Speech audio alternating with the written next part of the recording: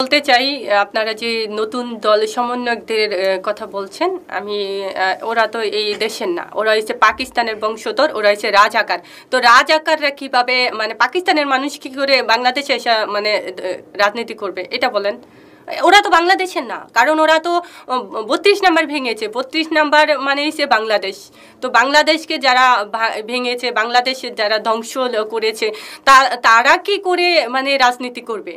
আপনি কি কোনোদিন দেখেছেন যে আপনার দেখছেন যে চীন গিয়ে আমেরিকাতে রাজনীতি করতে পারবে না? কারণ চীন একটা দেশ, আমেরিকা আরেকটা দেশ। হ্যাঁ, তো এরকম বাংলাদেশ একটা দেশ, পাকিস্তান একটা দেশ। তো পাকিস্তানের লোকজন বংশধরেরা কি করে বাংলাদেশে রাজনীতি করবে? এটা মানে হাস্যকর প্রশ্ন আমার কাছে। শেখ হাসিনা তো শেখ হাসিনা মানেই তো মানে আলোকিত। শেখ হাসিনা মানে যে অনেক ভালো লাগার একটা কোনো কিছু।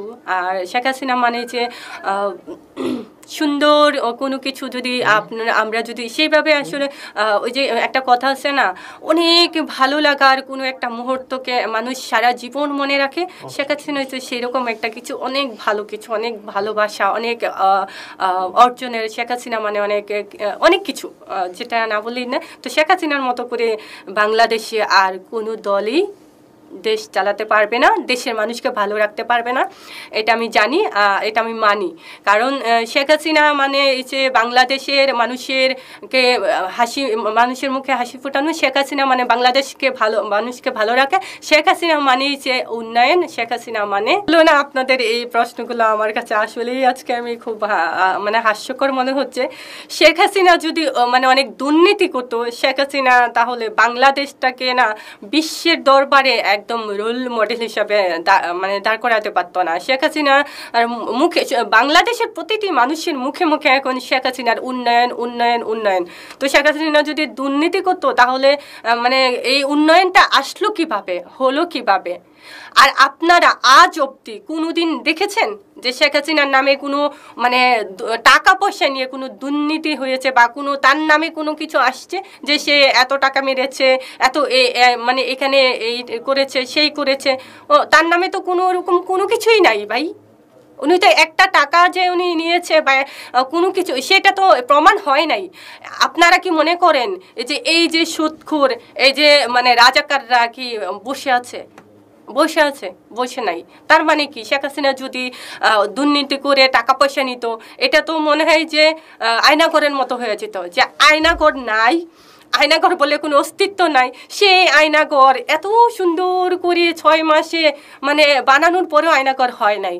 কারণ হচ্ছে এটা মিথ্যা, এটা হচ্ছে মানে ভুয়া। আমি এটা বলতে চাই যে এই আয়নাঘর যারা বানাইছে, এই সুদখোর ইউনূসকে বলতে চাই, যদি একটা বাংলা সিনেমা দেখার সুযোগ আপনি পেতেন সুদখোর ইউনূস, আপনি কিন্তু অনেক বেশি ভালো করতেন। কারণ বাংলা সিনেমাতে দেওয়া আছে যে ইলেকট্রিক শর্ট দেয় যে চেয়ারটা, সেই চেয়ারটা আসলে কাঠের হয়। আপনি যেটা বানিয়েছেন এটা হয়নি। দেশ চালাতে যদি পারতো এই 6 মাসে, এই সমন্বয়কদের তো 6 মাস এই সময় পেয়েছে, এই রাজাকাররা, এই সুদখোরেরা তো 6 মাস সময়। তো 6 মাসে কি কতটুকু ভালো করেছে আপনি বলেন? 6 মাসে শুধু ধ্বংস করেছে। 6 মাসে শুধু মানে মানুষের পেটে কোনো ভাত নাই। এই যে গরিব মানুষেরা নিত্য প্রয়োজনীয় যেই জিনিসগুলো, সেটার দাম যে চূড়ান্ত সীমায় উঠে গেছে। 6 মাসে তো এটাই করতে পারে নাই। 6 মাসে তো মানে আইনের যে ব্যবস্থা সেটাই ঠিক করতে পারে নাই। তো দেশ কীভাবে চালাবে? 6 মাস যারা পারে নাই, মানে তাদেরকে তো কোনো চাপ দেওয়া হয় নাই, কোনো কিছু না। তারাই স্বৈরাচার, তারাই মানে খুনি, তারাই মানে সব কিছু। তো মালিক বলেন যা বলেন, তো ওরা তো 6 মাসে কিছু করতে পারে নাই। তাহলে ওরা কি করে দেশ চালাবে? তারা হচ্ছে অযোগ্য নিকৃষ্ট। এটা বলতে চাচ্ছি। আমি আরেকটা কথা বলতে চাই আপনাদের মাধ্যমে।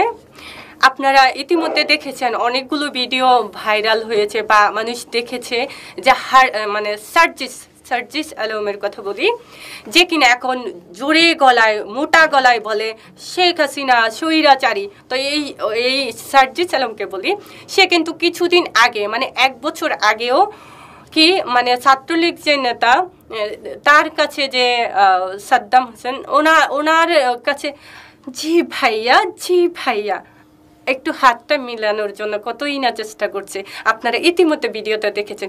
সেই সার্জিস এখন এত বড় গলা করে কথা বলে, তার মানে তার যে যোগ্যতা নাই, সে যে অযোগ্য, সে যে নিকৃষ্ট, সে যে রাজাকার, সে যে স্বৈরাচার, সে যে খুনি, এটাই প্রমাণ হয়েছে। আর কালাপাটার কথা বলতে চাই, মানে সবাই বলে, আমি একা বলছি না, যে কি জানো কালাপাটা মানে যে হাসনাত আবদুল্লাহ, মানে এটা সবাই কালাপাঠাই বলে। আমি এখানে আমিও বলতে পারি সবার মতো করে। এই যে কালাপাটা এত জুড়ে জুড়ে মানে বড় গলা করে কথা বলে, এই কালাপাঠারে আপনারা কি কোনোদিন দেখেছেন কোথাও যে তার কোনো মানে জায়গা আছে? বিন্দু পরিমাণ তার কোনো কিছুই ছিল না। সে কি করেছে, কিছু ছাত্রদেরকে মানে খুন করে, এই দেখেন আজকে জুড়ে গলায় কথা বলছে। আরেকটা জায়গায় আমি যাচ্ছি, যে নাহিদ ইসলাম, নাহিদ, সে এখন কি হয়েছে, সে মানে মন্ত্রী যে যেমন পাওয়ার বা তার যত সুবিধা, সে নাহিদ কিন্তু সেটা পাচ্ছে। তো আমি বলতে চাই যে এই যে নাহিদ, দেখেন কিছুদিন আগের কাহিনী বলি, ওর যে পোশাক, ওর যে শরীরের টাকচার যেটা বলে হয়, এখন তো খেয়ে দিয়ে মোটা হয়ে গেছে, তার কি যোগ্যতা ছিল? সে একটা সরকারি চাকরি, এই সবার উদ্দেশ্যে বলছি, এই যে সমন্বয়কগুলা, এই যে আমি নোংরা করে আপনাদের কাছে খারাপ মনে হবে, ওই যে বালের নয়কগুলা, ওদের তো সরকারি চাকরি পাওয়ার যোগ্যতা ছিল না। যাদের সরকারি চাকরি পাওয়ার যোগ্যতা নাই, তারা কিভাবে দেশ চালানোর চিন্তা করে, মানে এইটাই যে মানে একটা যে কি বলে, খুবই নোংরা ভাষা বলতে হয়, আচ্ছা এটা আমি নাই বলি। যাই হোক, ওদের তো সরকারি চাকরি পাওয়ার যোগ্যতা ছিল না। আরেকজনের কথা বলি, যে আসিফের কথা বলি। সে দেখেন যে বিদেশ থেকে যে যারা মানে সাংবাদিক আসছিলেন, তাদের কাছে যে তখন ওই যে নাহিদও ছিল, ইংলিশে যে কথা বলবে, সে যে গুছিয়ে কথা বলবে, সে যে সুন্দর করে কথা বলবে, সেটাই তারা বলতে পারে না। সেই যোগ্যতাটুকু নাই, তার মানে তাদের তো চাকরি পাওয়ার যোগ্যতা ছিল না। সেই লোকেরা এসে কি করছে, সরকার হয়ে যাচ্ছে। তো এই ফালতু, এই নোংরা, এই নিকৃষ্টরা, ওরা কি সরকার হতে পারবে?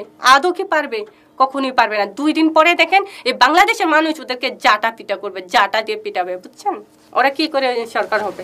এগুলো হচ্ছে মানে কি বলবো, আর ওই যে পড়েছিল, খাবার নাই, টাকা নাই, পোশাক নাই, কোনো কিছু নাই, হলে পড়েছিল, সেইগুলা মানে খেতে পারতো না। ওরা এসে এখন মানে ওদের শয়তানি চিন্তা। আমি আপনাদেরকে আরেকটা কথা বলতে চাচ্ছি, মানে দেখবেন যাদের কোনো কাজকর্ম নাই, যাদের মানে কোনো কিছু নাই, তারা কিন্তু ওই যে বসে বসে খুবই মানে যে খারাপ চিন্তাগুলো তাদের মধ্যে মানে বেশি আসে। যেমন আপনি দেখেন যে এই যে জাল নোট, মানে জাল টাকা যারা বানায় বা অনেক ধরনের বাজে ইয়াগুলো, ওদের যে কি পরিমাণে ব্রেন, মানে ওই ব্রেনটা যদি ওরা ভালো কাজে লাগাইতো তাহলে কিন্তু অনেক ভালো করতো।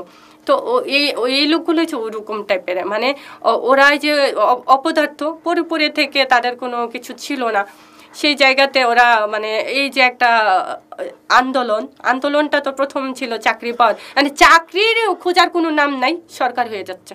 হাস্যকর আমার কাছে।